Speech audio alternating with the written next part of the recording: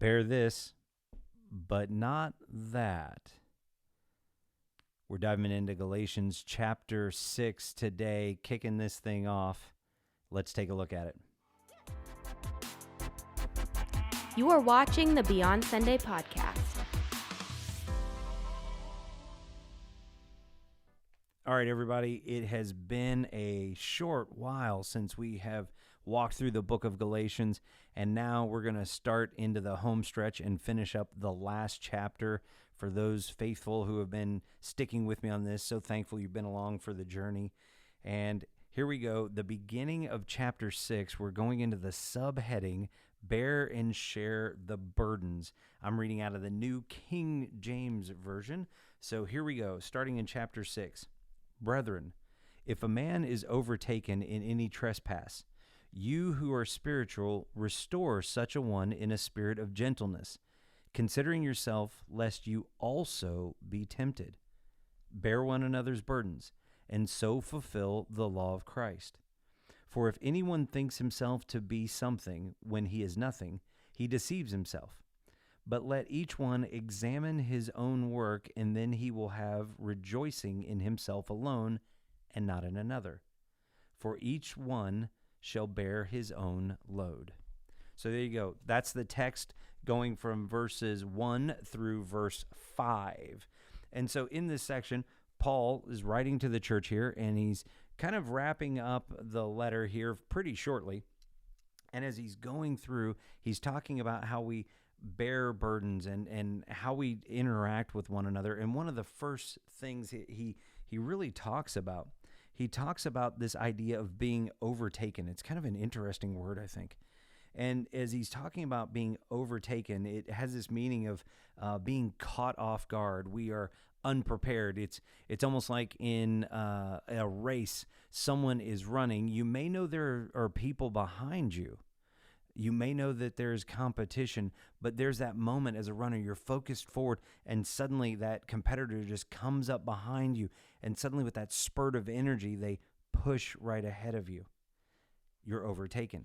You're just absolutely caught off guard that's happened. And so Paul's warning us. He's saying, we've got to be mindful of anyone who is overtaken when they are caught off guard about their trespasses. So we're talking about any sin, anything that causes them to stumble, anything that really harms them and kind of breaks that relationship that they have with God. Not that we're necessarily separated, we're out of faith or anything else, but that just causes us to have that ache in our soul, that thing that sets us away.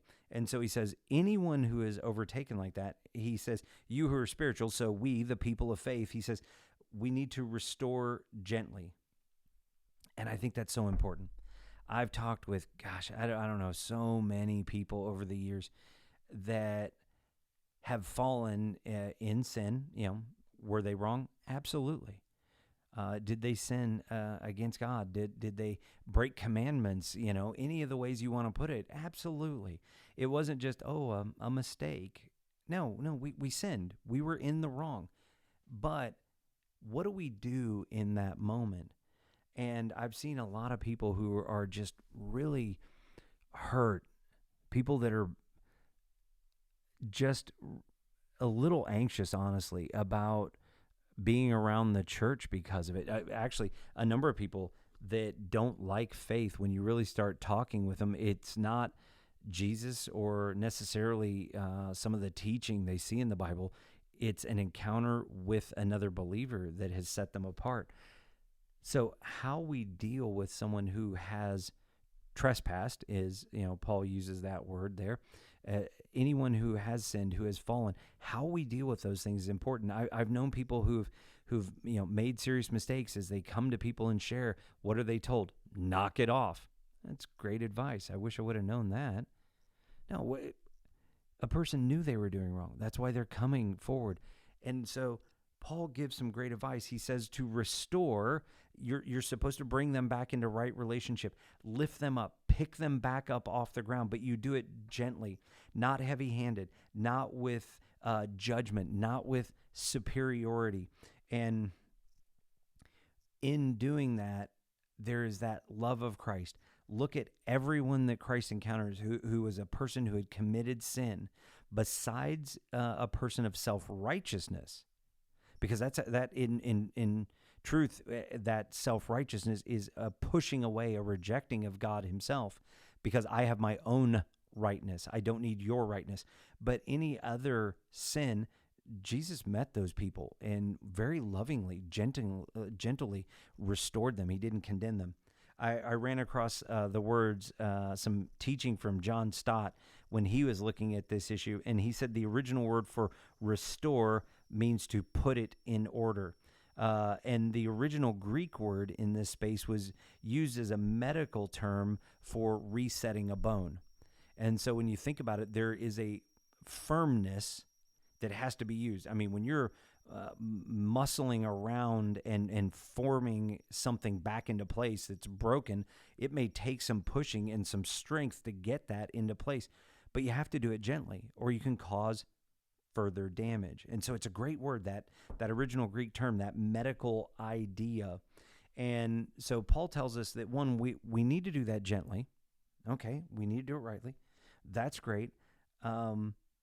But he gives a secondary warning. Not only is it good for them, but you could be the next target. Remember, we're all running a race. The writer of Hebrews tells us that we're supposed to be mindful of the encumbrances that may slow us down in the race. So using that kind of race analogy, if you will, as we're running our own race, we could be overtaken as well.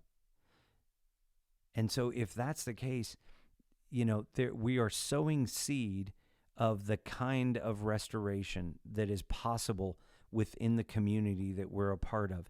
So if we're heavy-handed, if we come with judgment, or if we're forcing somebody to do a certain kind of penance, you have to show enough contrition, and I have to believe you before I allow you to be in, quote, right relationship with me, then that very same thing, we may reap that. That may come back around on us. We may find ourselves being pushed aside. Because make no mistake, in my mind, we're all going to have points where we're overtaken in our trespasses. Sometimes they may be very small. Sometimes they may be great. And so it's a great mindfulness. It reminds me of the words of Jesus. He says, by whatever measure that you judge with, that same measure will be used with you. So as we're restoring, we should be mindful of that. As Paul continues on, he moves into this next thing in verse 2, where he talks about bearing one another's burdens. So this is one of the, quote, one another statements that we see in Scripture. And he says, that in this bearing one another's burdens, this act of love, if you will, this act of patience, see back to Galatians chapter 5, towards that very end, the fruit of the Spirit.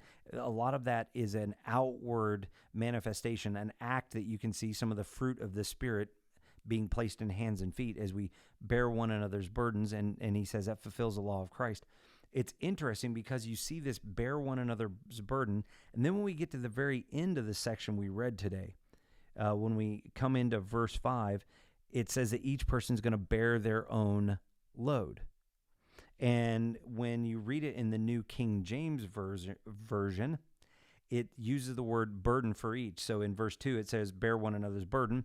And then verse 5, it says, for each one shall bear his own burden. So same word for each in our English translation. Cool deal, though. When you look at the original language, sorry if you're not a language person, but the more I end up looking into the original language, just the more excited I get. Sorry if it's not your jam. But the first word that we see here, so the first burden, verse 2, the original word here is baros. And that baros word is important because it's distinct, and it always suggests something that's heavy or it's burdensome. In its original context, it was kind of a nautical term. It had this implication when you used baros that it was cargo that was too much for a ship to carry. So it's overloaded. And so what the idea you're getting here is that we have to come alongside each other when we've been overloaded, when there's too much bearing down on us. It's this load that if you told me to carry it, there's just no way I can support this. And it's something I'm going to have to get help with. And in a way, it reminds me of Jesus in the road to Golgotha, on that journey. Jesus, who had been greatly afflicted. Now, he may have had strength. Let's say if he was feeling well, he had a good and healthy day, and you laid that cross on him, maybe there's a chance he could have carried that on his own. But beaten, just tortured in with the loss of blood, the fatigue that was over him by going through all of these trials that he had been through, he was not able to bear that burden. It was too much. And so I don't know, this is something that just hit me. We'll just have to tease this out together. Tell me what you think. But I think there are cases where sometimes the burden is too big for anyone to handle. Sometimes it may be too much for us to handle because of just how we're wired. And sometimes it may be it's just too much for us to bear today because of our circumstances and everything else that we're going through. It's just overloading us. And so with those kinds of ideas, when you see that, there's this call to come alongside each other, just like Simon of Cyrene comes alongside Jesus and he helps lift that burden and helps Jesus to deliver it to that place. And so then that's that first appearance of the burden or load word. When we get over to verse 5, the second word is forti. And forti has this inclination. It's something that can be borne. It's the idea of something you're carrying. It doesn't have a correlation to weight, where the first one is a weight that pushes down. It's too much weight, clearly is the idea. The second word is carrying this idea of it's a load. And in some references I've seen, it's kind of the idea of it is the pack that you carry. So it's something that's got the shoulder straps. It's meant to go around your shoulders. You kind of heft it up. It's a heavy load potentially, but it's balanced out and it's one that you can carry. So the implication here, it's not about expecting that others will help us all the time. It's about the idea that we reach out to help others when they are overwhelmed. When they are being swamped over, then we help them. And I think this is an important distinction because I've got several friends that find themselves trapped in the idea that when someone calls, when someone asks for help for anything, you always have to help. But yet verse 5 tells us that each one has to bear their own load. And so, Dr. Henry Cloud wrote a great book called Boundaries. So as we look at it in the physicality, there are times that we need to let people carry their own pack. We need to empower them and equip them. As a parent, you can't sit there and do everything for your children. You can, but you're not actually allowing them to grow stronger. They're not growing to that good, healthy, well-balanced adulthood. And so we draw these spaces of boundary that say, I know this is really hard, but I'm going to let you bear that load because it's going to help you to grow. Now, when they're overwhelmed, we lift them up, we love them, we care for them because they're no longer learning, they're no longer growing, they're being crushed under it. And I think that's the balance that we see between these two. We each need to carry our own load, and it helps us in that endurance, in that perseverance that are such important things in faith. But yet we need to be mindful and discern and know when to come along somebody and really just help out. As we look at that final load bearing in verse 5, there's another sort of way of looking at this. That final load bearing we do also is looking at the measure of our work and can really look towards the end of life. So as you're looking at our trespasses, how we walked, in verse 4, we've been told to examine our own life. And when we look at those things and put that into this context, verse 5 could easily point towards the fact that as we stand before God, we will be bearing our own load. So the things that we sowed into the kingdom, the things that we sowed into the world, all of that we're going to carry with us, and we'll be bringing that in front of the Lord. Now, thanks to Jesus, we won't face a judgment, but there are rewards for us in heaven, and there's a balancing that comes in that time, in that moment. And so there's a potential that it really could be a foreshadowing towards that based on the context we're seeing. But as we're looking at all of this section here, I think it kind of gets summed up a little bit for me as Jesus mentions the fulfilling of the law. And that really brings up the idea of loving your neighbor as yourself. And when you see the totality of this, it really just kind of sings through to me. And as part of that, when we look at that loving our neighbor, one of the ways that we're going to have to do that is through a very humble posture, not think too highly of ourselves. We could be overtaken, humbling ourselves and stepping out of our own desires to help someone else. All of those things bring in to mind several passages. The Apostle Paul, writing the church in Rome, in Romans 12:3, talks about not thinking of ourselves too highly. David in Psalm 139, and again, the Apostle Paul in 1 Corinthians 11:28 talk about examining ourselves. So there is this entire idea, this balance that we see working out in this first section about this humility that's coming in, and this love and this gentleness for one another as we're looking at the burdens of life and our trespasses. And interestingly enough, I think the burdens of life sometimes lean into the circumstances that help us transgress, that help us fall down. We're far more susceptible in those moments. So there you go. That's kind of a bit of a wrap-up of that first section there. Thanks for joining me in on this, and we'll be kicking off with the next section next time we get together. We'll see you. This has been another episode of the Beyond Sunday podcast. And don't forget, like, share, and subscribe.